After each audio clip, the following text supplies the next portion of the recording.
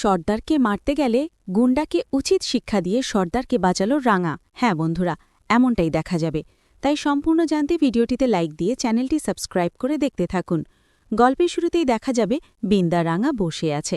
তখনই বিন্দা দেখতে পায় যে আদিবাসীরা সবাই রান্না করছে ওদের জন্য। তখন বিন্দা বলে, বল রাঙা, ওরা তো মনে হচ্ছে মাংস পড়ছে, তাই না? খাবারটা মনে হয় ভালোই হবে। আর ওরা তো মাছও পড়ছে। আমার না ভীষণ ক্ষুধা পেয়েছে, তার জন্যই ক্ষুধা সহ্য করতে পারছি না রাঙা। আমার না মনে হচ্ছে যে ওরা আমাদের জন্য খুব ভালো ভালো রান্না করছে। কতদিন পরে খেতে পারবো বলতো? খেতে পারবো তো? তখন রাঙা অবাক হয়ে বিন্দার দিকে তাকিয়ে থাকে। তখন বিন্দা বলে, রাগ করিস না, আমার না ক্ষুধা পেটটা একদম জ্বলছে, ভালো লাগছে না। 2 দিন হয়ে গেল, কিছু তো খেতে পারিনি। ঠিক তখনই বিন্দাদের এসে খাবার দেয় সেই জঙ্গলের আদিবাসীরা।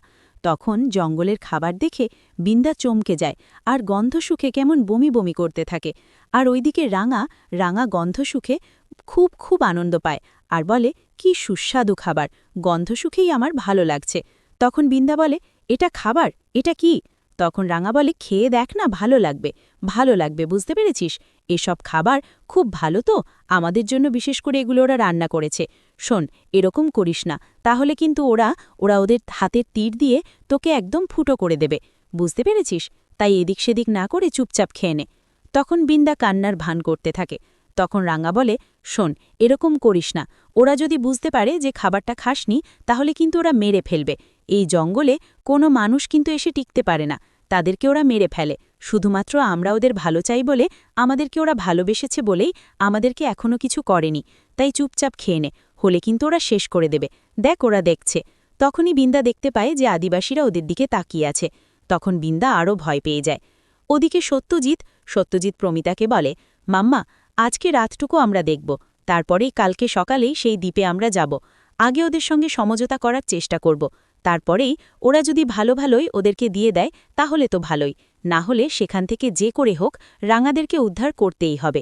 তখন প্রমিতা বলে, কিন্তু সত্যজিৎ, সাবধান, তোমরা কিন্তু সাবধানেই, কিন্তু তোমরা ঠিক জানো তো সেই দ্বীপে উঠবে? তখন সত্যজিৎ বলে, আশেপাশের সব জায়গায় আমরা খবর নিয়েছি, কোথাও কোথাও তারা যায়নি, তার মানে আমার মনে হচ্ছে ওই দ্বীপেই আছে। ওই দ্বীপে গেলেই না ওদেরকে পাবো মাম্মা। আর তুমি চিন্তা করো না, তুমি একলব্যকে বলো, একলব্য যেন কোনো রকম চিন্তা না করে। আমি রাঙাকে না নিয়ে এখান থেকে কিছুতেই ফিরব না, আমি রাঙাকে এখান থেকে উদ্ধার করে নিয়েই ফিরব। তখন প্রমিতা বলে, ঠিক আছে, তোমরাও সাবধানে সাবধানে যেও। এই বলে প্রমিতা বসলেই তখনই সেখানে পাঞ্চেরি আসে আর এসে বলে, মা, কি হয়েছে? তখন প্রমিতা বলে, আকুর কি হলো রে, এসে থেকে উপরে গেল, চলে গেল। তখন পাঞ্চেরি বলে, আর বলো না, ভাই তো সব জায়গায় রাঙাকে দেখছে। তখন প্রমিতা বলে, এরকম হলে কি করে হবে বলো তো?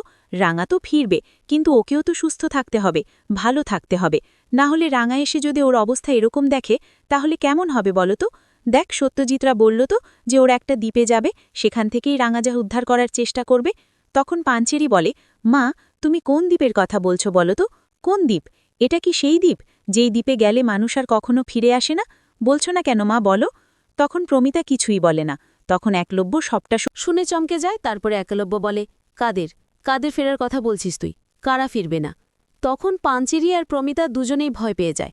তখন প্রমিতা একলব্যকে দেখে বলে, আখু, কি বলছিস তুই? তখন একলব্য বলে, হ্যাঁ, কোন রাঙা ফিরবে, আসল না নকল? ওইদিকে বিন্দা কিছুতেই খাবারটা খেতে পাচ্ছিল না, বলে, রাঙা, এ আবার তো খাওয়াই যাচ্ছে না রে, গন্ধ, এগুলো খাওয়া যায় নাকি? আমার তো কেমন যেন লাগছে। তখন রাঙা বলে, বড় বৌদি, এরকম করিস না রে, তাহলে কিন্তু ওরা দেখছে, ওরা কিন্তু বুঝে যাবে যে তুই ওদের পক্ষের নয়, তখন কিন্তু তোর ওপর ওরা হামলা করবে, বুঝতে পেরেছিস? চুপচাপ খাবারটা খেয়ে নে, ভালো মনে করে, সুস্বাদু মনে করে খেয়ে নে, দেখবি ভালো লাগবে। তখন বিন্দা সবটা শুনে চমকে যায়। তখন রাঙা বলে, হ্যাঁ রে, এখানে মানুষদেরকে ওরা আশ্রয় দেয় না, আমাদেরকে শুধুমাত্র ওরা ভালোভাবেই আশ্রয় দিয়েছে, তাই চুপচাপ খেয়ে নে। তখন বিন্দা ভয় পেয়ে যায় আর ভয় পেয়ে খাবার চেষ্টা করে আর কেমন বমি বমি ভাব করতে থাকে।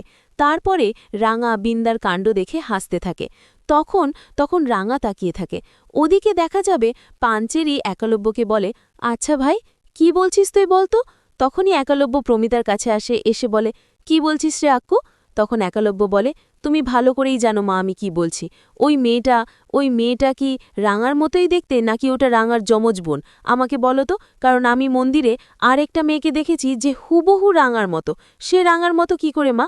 আর কদিন আগেও যে মেয়েটা এই বাড়িতে ছিল সেই মেয়েটা রাঙা ছিল না, তারপরে হঠাৎ করে যখন রাঙা এসছে তখন কিন্তু আমি রাঙাকে ধরেই বুঝতে পেরেছি যে রাঙা চলে এসছে।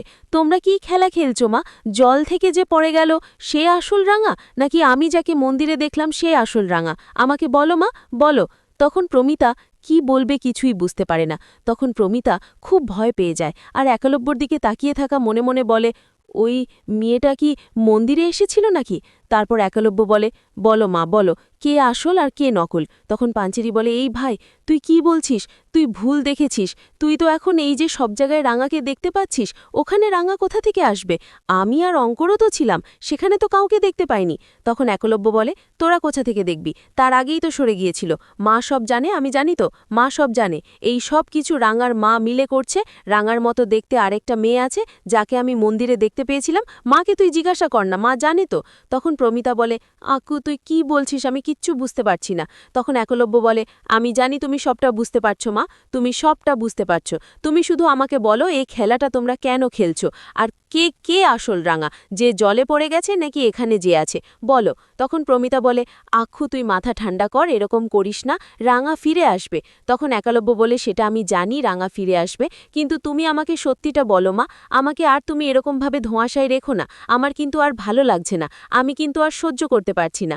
আমি দেখেছি ওই মেয়েটাকে, আমি দেখেছি। তুমি বলো ওই মেয়েটাকে, ওই মেয়েটাকে, ওকে শুধুমাত্র রাঙার মতো দেখতেই নাকি ও রাঙার যমজ বোন? তখন প্রমিতা বলে, আক্ষু আমাদের রাঙা একটাই, তুই কেন বুঝতে চাইছিস না? রাঙা ঠিক ফিরবে, ওদিকে দেখা যাবে। রাঙা বিন্দাকে বলে, শোন বড় বৌদি, তুই যদি আজকে আমাকে এখানে জলে ফেলে না দিতি না, তাহলে এই কাণ্ড হতো না, বুঝতে পেরেছিস? তাহলে আমাকে জলে ফেলে মারতে কেন চেয়েছিলি? এবার দেখছিস তো তুই আমার সঙ্গে জলে পড়ে গেলি। তখন বিন্দা বলে, তুই কেন